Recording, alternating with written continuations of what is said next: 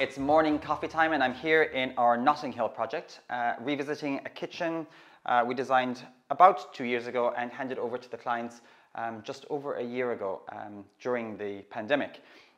We spent a lot of time getting to know the clients and how they wanted to utilize and entertain in the space. It's important for me to understand what type of cooking a client does, the type of wear, the people who are going to be using it. Are there kids? Are there teenagers? Are there friends on the more responsible side or the less responsible side, leaving red wine glasses or drinks on countertops? Countertops are one of those things that can cause the most heartache long term in a kitchen. If you're using natural stones or natural marbles, they have a tendency to stain if they're not maintained well. I love using marbles and natural stones in kitchens. I think it adds a real warmth and sort of an opulence to the space. It gives it real sensual touch and feel quality when you're sitting at a bar counter or preparing foods. The downside is they do take a lot of maintenance. Having them professionally cleaned, professionally sealed, and just having a continuous eye on them to make sure you're avoiding red wines or acids or things like soy sauce sitting on them for a longer period of time. In this kitchen, we went for a quartz. It's pretty hard wearing and it's unlikely to stain. We've also used man-made materials like neolith stone in projects in the past. Moving on from the counters, the choice of appliances and the location of the appliances is really important. In this kitchen, we've gone for a double sink arrangement, one for food prep so that you're beside the hob with a downdraft induction hob, so we didn't have the need for a dropped extractor from the ceiling. And we've gone for a much deeper and wider sink on the back run, and this is so that they can take any of the dirty pots, the pans, casserole dishes that they would have in the ovens and sink them and soak them at the back. I really like putting hobs on islands, and I know some people are very passionate about having their sinks on the island, but for me, I feel the more social part of entertaining is cooking and chatting to people who will be sitting at the bar stool and sort of interacting with them while you're preparing their meal. For me, I don't want to be dropping all of my dirty plates and pots and pans into a sink in front of them with my back to them when I'm cooking. Another really important thing is understanding the volume of dishes and dirty cutlery or crockery that a client will produce throughout the day.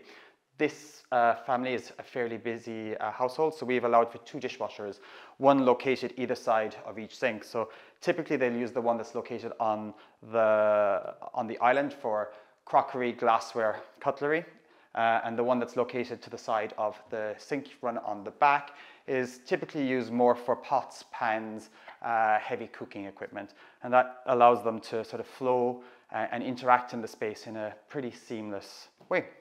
If, like me, you like to have a clean surface in the kitchen, one quick way of reducing the number of appliances is to get rid of the kettle. In this project, we use a cooker tap. It produces cold, hot water, but also the boiling water for you to create your cup of tea, your coffee, fill the pots for doing the vegetables, or if you're Irish, cooking the potatoes.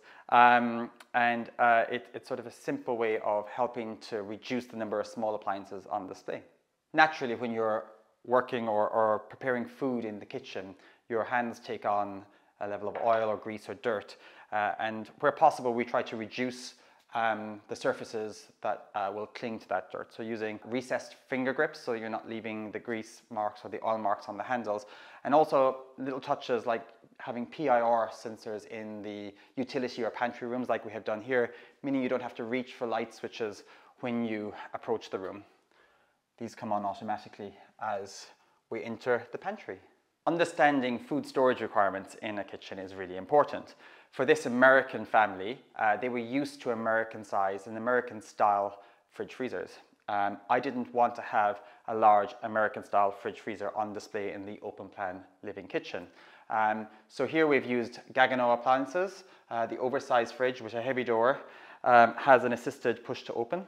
I won't give you a view inside the client's foods, but again with the freezer assisted opening, full height fridge freezer with the all important ice dispenser so that they can prepare my gin and tonics when I come around. Social media is responsible for a lot of things and it has influenced the number of clients asking for walk-in pantries and larders, just like the one we see behind me.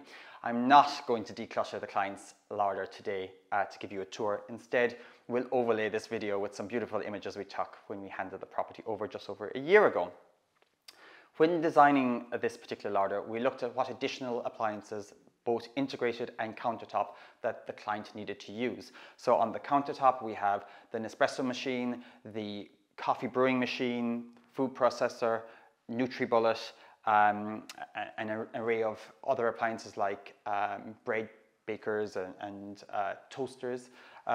We've also included an additional micro combi oven so that the client can benefit from having 2 ovens in the house. As well as traditional under-counter storage in the larder, we have open shelves. That's just so the client can quickly see and identify where products that they need are and access them quickly when cooking and preparing meals. I hate extractors. Traditional extractors that drop from the ceiling, stainless steel extractors that are surface mounted on the ceilings. I just find them all really bulky, very industrial, and they distract from the beauty of the design of the space. That's why I love the Bora Professional series. I love that there is no trim and it is flush with the counter. I love the downdraft and it works really well. It captures the steam and the odors from the cooking at source rather than them becoming airborne and entering the space. It's really simple. It just opens. The induction works when the pots are on it and it draws the steam down into the space here. It's not because I'm Irish that you find so many bars in our projects. We've incorporated this bar area into the kitchen for a social purpose and to allow engagement with friends and family when you're preparing a meal. Normally we would use a leather or a faux leather on bar stools. They're harder wearing and easier to clean. However, we were using leather elsewhere in the dining space, so we opted for this softer fabric covering that we've had Scotch guarded to help protect it. The introduction of the blue ties us with the fabrics and the coverings we see on the outdoor entertaining space and also relates to the color palette that's in the open plan living space behind me. We are here in the dining area of this family kitchen dining room. The client at the start of the brief had requested we incorporate some bunket seating into the dining space. He did so because he loved how it felt in the restaurants and bars that he's visited. It allows him to unwind and relax, have a drink, or do some last minute emails at the end of a day. We worked with a local company to produce this, a company called Bray Designs, and we love the products they produce. As part of the sustainability brief from the client, it was important to produce as many of the pieces as possible here in the UK. Likewise, the joinery pieces that flank the bunket on either side were produced by a local joinery company here in London. A couple of other design elements I'd like to mention just before we finish this tour. We worked with a local artist called Joe Elburn to produce these really beautiful contemporary pieces of art. Joe worked with us to create a pattern for the design. We had that signed off with the client before having samples of the hand-dyed ropes produced to match the color schemes you see in the open plan living space, and then had them framed in this beautiful wood, stained wood boxing to pick up on the tones that we see on the joinery elsewhere. They add a real sense of youth and sort of a contemporary edge to the space. Other elements include the incorporation of biophilic design, so we've got plants throughout. I have, for the purpose of this video, decluttered it a little, but it sort of brings a sense of energy and life to the space. And finally, it was important to include a TV in the space, so we've gone for an art TV on the walls. It's flush mounted with the wall and it allows you to display some of your favorite art that you find in galleries around the world through a subscription, or have some family photos on rotation or on display in your kitchen dining room. Interestingly, one of the obstacles we face a lot with clients is the introduction of home automation systems into the property. Maybe in the past they've had something installed, maybe 10, 15 years ago. Maybe their parents or their friends have renovated and installed something, or they've rented a property that had something that was a little older and a little more dated. So the experience isn't quite the same as it is today. In this property, we have installed a Crestron system. We worked with home automation company IDS Lifestyle to design and install the system. We've got these touch panels in all the main living areas of the property. It allows the client to check the security cameras, the front door, to operate the cooling and heating modes within the property. They're able to control all of the audio in the various zones throughout the house. One of the other elements that we have incorporated into the property is a sophisticated lighting design. We worked with lighting designer Lucy Martin to come up with the scheme for this property. Here in this room, we have the scenes pre-programmed for day, afternoon, evening, and late evening. Sometimes we might see that as breakfast, lunch, dinner. In a media room, it might be day, afternoon, and movie. We've incorporated the controls for the blinds that we have on our wall-to-wall, floor-to-ceiling windows here in the kitchen. To make it easy for the clients to operate within the space and to have everything at the touch of the finger or on the button, we have the volume up and down. We have a mute function for when they need to take a call quickly, garden lighting, and we also have the all on and off function just to be able to turn everything off with one button when they're heading out or going to bed. I'm passionate about indoor-outdoor living, and where possible, I like to include it in our designs. The property in its existing form had a pair of French doors leading onto the garden.